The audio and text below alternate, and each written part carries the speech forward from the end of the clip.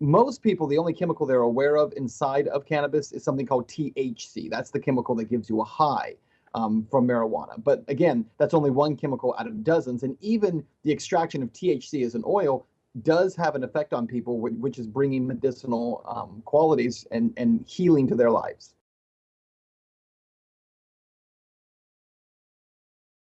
Well, we went to see them because their story has kind of become famous in the world of CBD. The Stanley brothers, a few years ago, began growing a strain of cannabis, specifically breeding out, if you will, the THC chemical compound, and instead breeding a strain of cannabis that essentially has a much higher level of CBD in it. And their goal was to treat cancer patients. Well, unbeknownst to them, they wound up treating a little girl through a kind of a series, a process. They treated a little girl who suffered from severe childhood epilepsy, having 300 seizures a day.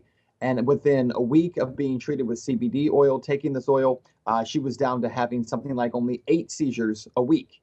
It was absolutely incredible to see the transformation that took place. I mean, this little girl was so sick that her parents had to put her into a medically induced coma for fear that she would die from these seizures.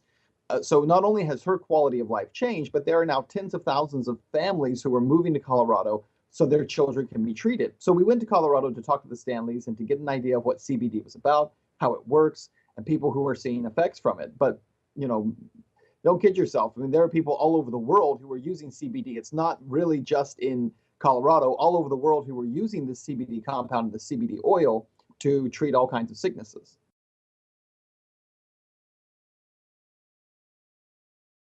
Well, there are actually not near enough of those people who are doing it right now. What we're seeing is there are enormous backlogs of cancer patients, and again, people with Crohn's disease, children with epilepsy, who are on waiting lists to receive this CBD oil. There's not enough production going on to meet the demand right now, which of course makes the cost of the CBD oil much higher than it needs to be. There is an increase in production taking place here and in other countries around the world. Some of that CBD oil is being sent to the United States. Some of it, as in the form of cannabis, is coming here for medicinal purposes. But right now, the supply doesn't even come close to the demand for it.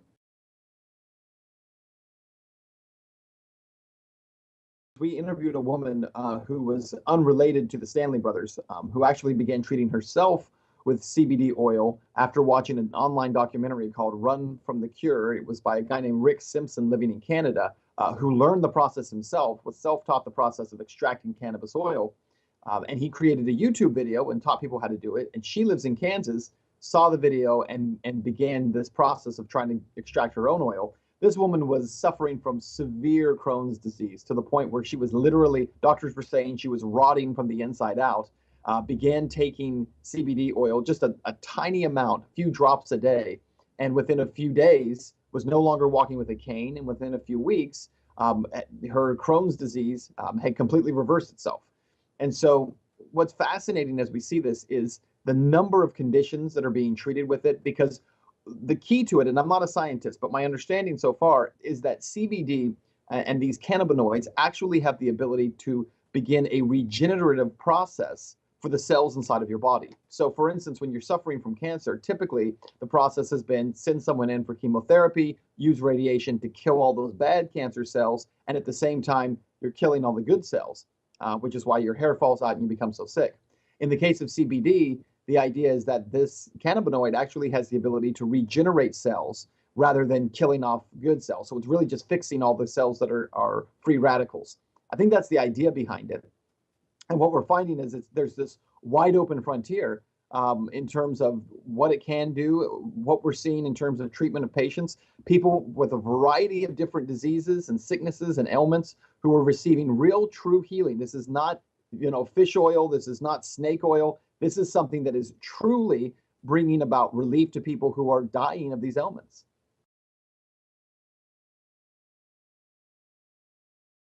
There is scientific research that's being done right now. There are some case studies already that are demonstrating that CBD does have these properties that we're talking about. I know that some of the top biologists in the United States are working in California right now. Some of them are actually working secretly because THC is still illegal. And so they can't use these strains publicly, but they are secretly testing with THC and CBD kind of mixes in terms of the oil to get different results. Remember, everybody's body is different. And so when these cannabinoids are used and taken into the body, your process will be different than my process. However, what we're finding is that different levels of CBD, THC, CBA, CBN, all these different compounds inside of the cannabis plant have different effects on people. And some of these scientists, we, by the way, sent our video to one of these top biologists. He watched it and said, you're absolutely correct. And unfortunately, a lot of the research being done right now has to be done secretly for fear that government will come in, arrest the scientists who were involved in it, and confiscate their equipment.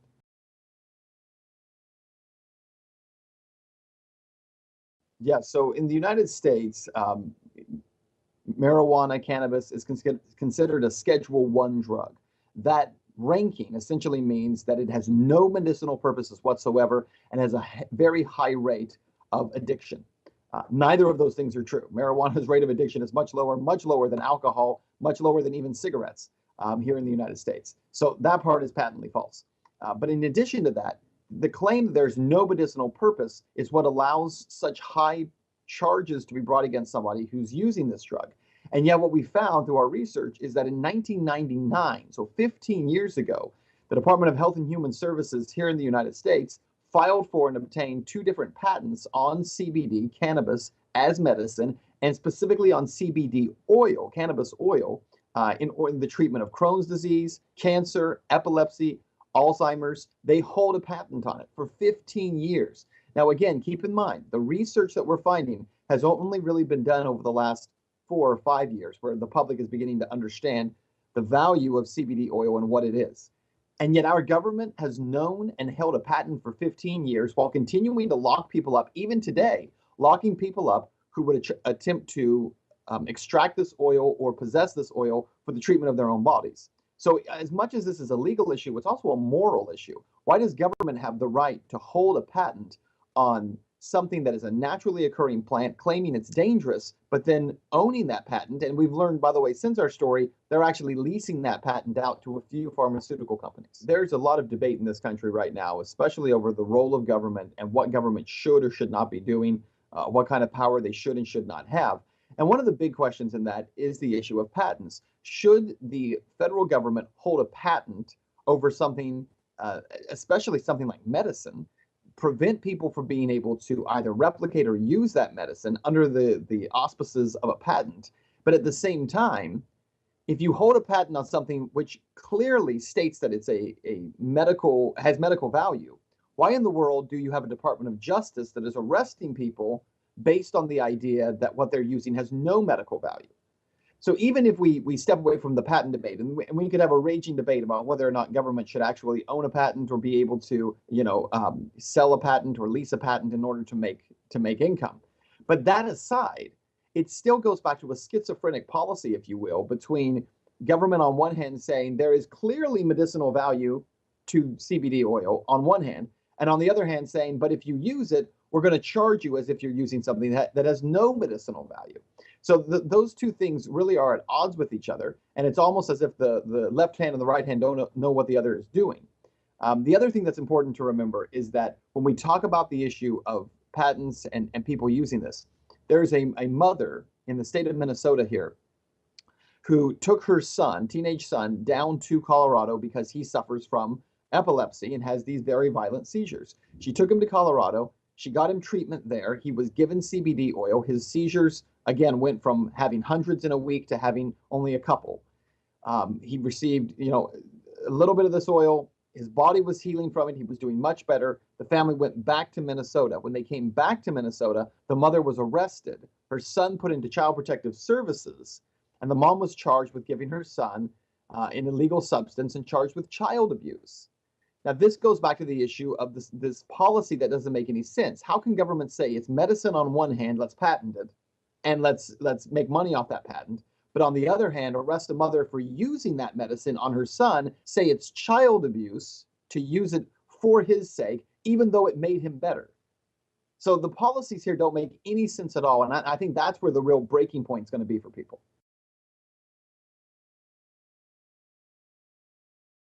So right now in the United States, we have two states, Colorado and Washington. They are the first 2 states to legalize marijuana for recreational use, which means you don't have to have a medical ID card. You don't have to have a prescription from a doctor in order to obtain it. There are a number of states where you have to have, a medical license in order to do that. In those two states, Colorado and Washington, you no longer have to have that. There are now bills pending in a multiple of other states, including in the state of Florida, where I think it's in 2 or 3 weeks, voters there will vote on whether or not to legalize marijuana for recreational use. So it would be a huge step forward for the state of Florida if they were to do so. And there are other states as well. South Carolina, which is a very conservative state in the United States, is right now considering a bill that would legalize CBD oil as medicine.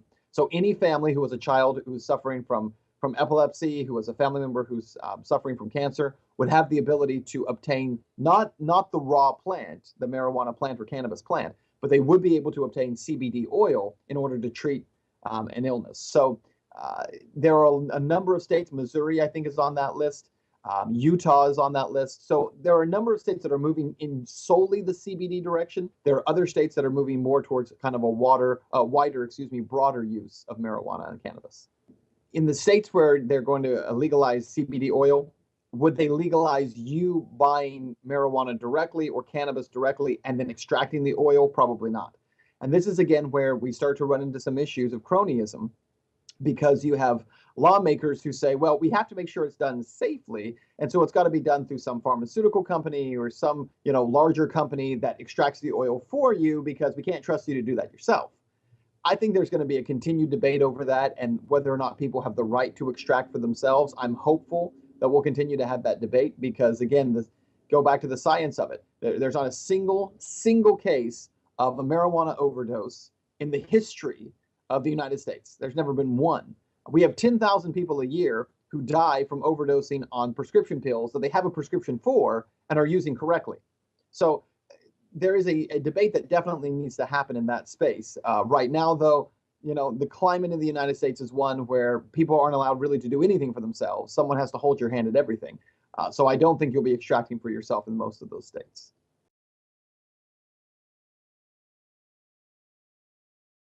Well, in the United States, part of our problem is that even in the states where it's been legalized, so in Washington and Colorado, recreational marijuana has been legalized, but it's still a federal crime. Now, that means the feds would still have the ability to raid marijuana shops, federal agents could still arrest people for using it. It's not legal federally, still considered a crime. So there are definitely issues with that when you have essentially competing jurisdictions, essentially arguing with each other over whether or not this should be legal or not.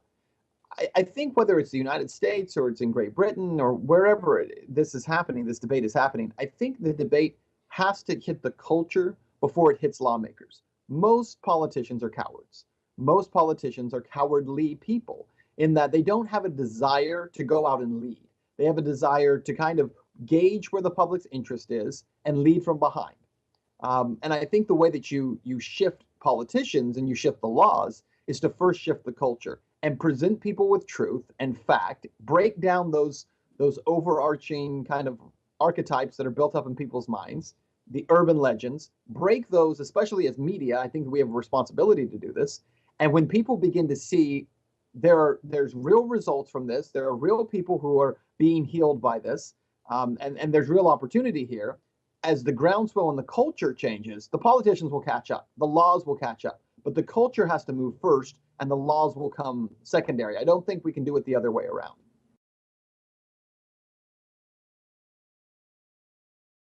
My belief is that journalism is a very high calling, and our calling is to present people with truth. It is not to go out and to cover the latest scandal that's taking place or to shock the world with, the celebrity nude pictures that are out there. My belief is that as journalists, our job is to find truth and present it to people, because the reality is there is so much truth in our culture that's being suppressed right now. We are a truth deficient culture. And my goal is to present people with truth, even if that truth makes me uncomfortable. What's really interesting about this whole cannabis story is that, candidly, I'll share with you, I've never smoked marijuana in my life. I've never smoked a joint. I've never tried CBD oil. I've never had any contact with cannabis at all. But that has nothing to do with why I'm covering the story. I'm covering the story because It's an important story for people who are saying this is truly working. And for some reason, media won't talk about it. I mean, if you consider the results that they're seeing in Colorado, if you consider what's happening with these thousands, as I mentioned, thousands of families who are moving there that are called cannabis refugees, if you consider the people who are suffering from Crohn's disease and from Alzheimer's, who are actually seeing their bodies restored through the use of this oil, it should be front page news on every newspaper. It should be the lead of every newscast in the country. And yet there's barely even a blip about it. And that's beyond unfortunate to me. It's truly, it's immoral and it's wrong that media ignores things like this that can really change people's lives. So that's why we're covering these stories, is we really want to see people have their lives enriched as a result of our role as journalists.